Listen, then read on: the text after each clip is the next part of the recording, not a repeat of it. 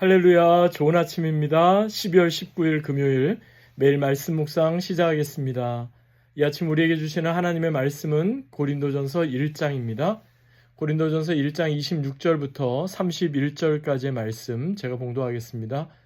형제들아, 너희를 부르심을 보라. 육체를 따라 지혜로운 자가 많지 아니하며 능한 자가 많지 아니하며 문벌 좋은 자가 많지 아니하도다. 그러나 하나님께서 세상의 미련한 것들을 택하사 지혜 있는 자들을 부끄럽게 하려 하시고 세상의 약한 것들을 택하사 강한 것들을 부끄럽게 하려 하시며 하나님께서 세상의 천한 것들과 멸시받는 것들과 없는 것들을 택하사 있는 것들을 패하려 하시나니 이는 아무 육체도 하나님 앞에서 자랑하지 못하게 하려 하심이라. 너희는 하나님으로부터 나서 그리스도 예수 안에 있고 예수는 하나님으로부터 나와서 우리에게 지혜와 의로움과 거룩함과 구원함이 되셨으니 기록된 바 자랑하는 자는 주 안에서 자랑하라 함과 같게 하려 함이라. 아멘. 이는 우리에게 주시는 하나님의 말씀입니다. 주님 감사합니다. 본문을 중심으로 너희를 부르심을 보라, 너희를 부르심을 보라 라는 제목으로 함께 하나님 말씀 나누겠습니다. 하나님께서 우리 한 사람 한 사람을 그리스도인으로 부르셨습니다. 하나님의 자녀로 부르셨습니다. 처음에는 내가 하나님을 믿겠다고 해서 하나님을 믿은 줄 알았는데 나중에 시간이 지나고 보니까 그것은 나의 결단이나 나의 어떤 의지 때문이 아니라 전적인 하나님의 부르심 때문에 가능했다는 것을 우리는 고백하게 됩니다. 사도 바울도 그러했습니다. 그는 열심히 특심이 있었던 그런 사람입니다. 그러나 그의 열심으로 오히려 하나님의 교회, 그리스도의 교회, 그리고 예수 그리스도를 믿는 성도들을 핍박하는데 앞장을 섰던 그런 사람입니다. 그리고 나서 그가 예수님, 부활하신 예수님을 만나고 나의 부르심은 전적인 하나님의 은혜로 부르심을 받았다는 사실을 그가 분명히 알게 되고 나서부터 그는 더 이상 과거의 자신의 자랑거리였던 것을 자랑으로 삼지 않습니다.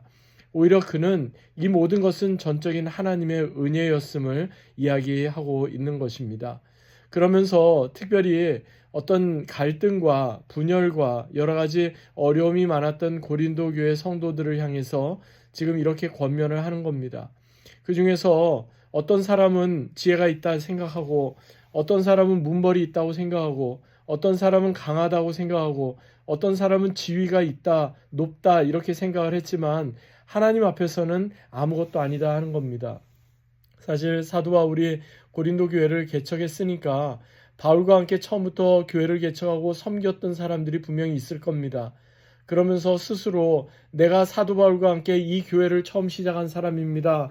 그러면서 그것을 나름 자신의 어떤 자랑으로 삼았을지도 모르겠습니다.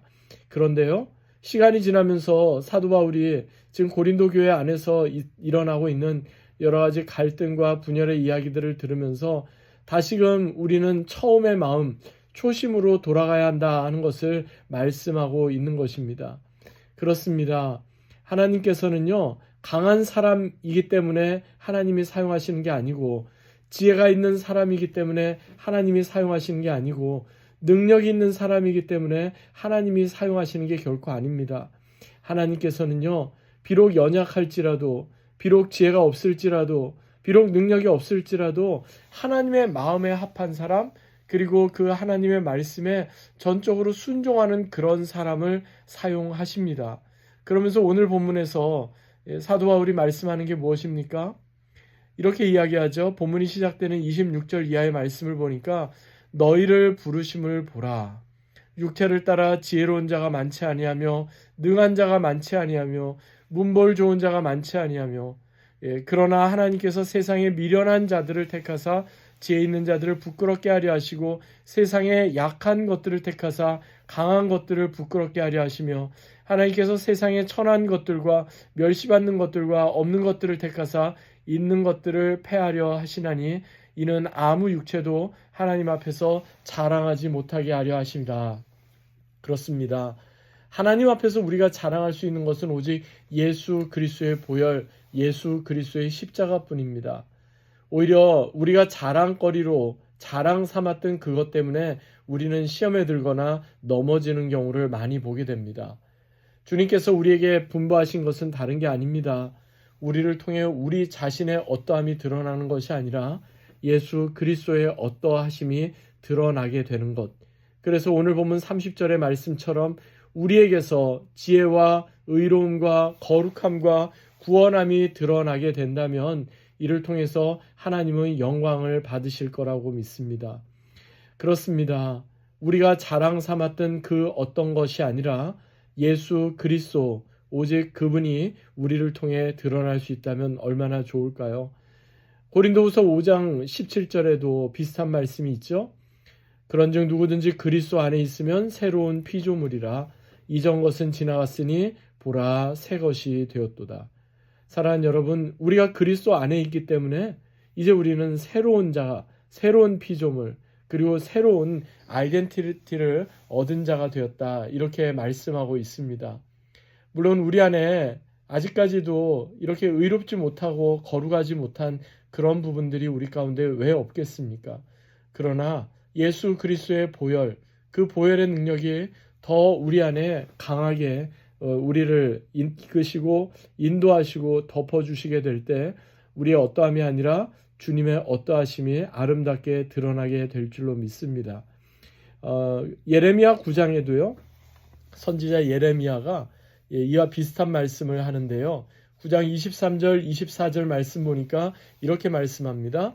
지혜로운 자는 그 지혜를 자랑하지 말라. 용사는 그 용맹을 자랑하지 말라. 부자는 그 부함을 자랑하지 말라. 자랑하는 자는 이것으로 자랑할지니 곧 명철하여 나를 아는 것과 나 여호와는 인애와 공평과 정직을 땅에 행하는 자인 줄 깨닫는 것이라. 아멘. 그렇습니다. 우리가 자랑해야 할 것은 무엇일까요? 바로 예수 그리스도입니다. 하나님의 거룩하심입니다. 그리고 하나님의 인애, 공의, 그리고 정직이 온전히 세상 가운데 드러난다. 우리를 통해 나타난다 하는 것을 자랑해야 할 줄로 믿습니다. 사랑하는 여러분, 오늘도 이 말씀 붙잡고 오직 주님 안에서 예수님만 자랑하는 자로 그렇게 살아가십시다. 우리의 모든 온 존재가 하나님의 주권 아래 있고 우리의 구원이 예수 그리스도로 말미암는 것을 날마다 선포하십시다. 그리하여 생명의 주인 되신 주 예수 그리스도를 높여드리며 지혜의 근본 되신 예수님만을 자랑하며 그렇게 살아가십시다. 오늘도 이 말씀 붙잡고 믿음으로 승리하는 저와 여러분 되시기를 주 예수 그리스도의 이름으로 간절히 축원합니다.